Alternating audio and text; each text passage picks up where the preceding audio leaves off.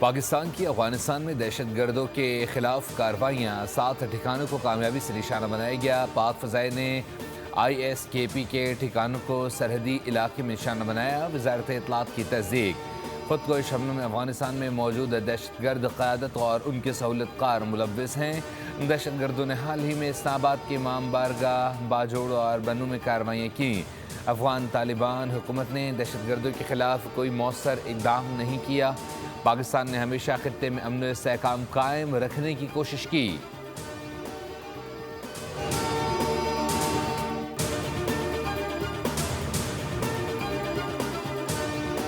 CTD نے ڈیرہ اسماعیل خان میں دہشت گردی کا بڑا منصوبہ ناکام بنا دیا۔ شیخ یوسف خیمہ بستی سے خاتون خودکش حملہ آور گرفتار۔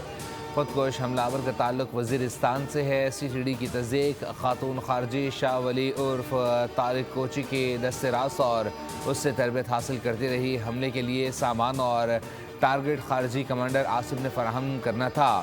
دوران تفتیش ملزمہ کا اعتراف، خاتون سے 30 بور کا پستول، موبائل فون، ٹیبلٹ اور حملے میں استعمال ہونے والا سامان برآمد کر لیا گیا۔ اور ڈونلڈ ٹرمپ کا عالمی ٹیرف 15% کرنے کا اعلان، 10% سے بڑھا کر نئی شرح 15% نافذ کرنے کا فیصلہ۔ کئی ممالک دہائیوں سے امریکہ کا استحصال کرتے رہے ہیں۔ صدر ٹرمپ کا شکوہ، آئندہ مہینوں میں نئے اور قابل اجازت ٹیرف کا قانونی تعین کرنے کا بھی عندیہ۔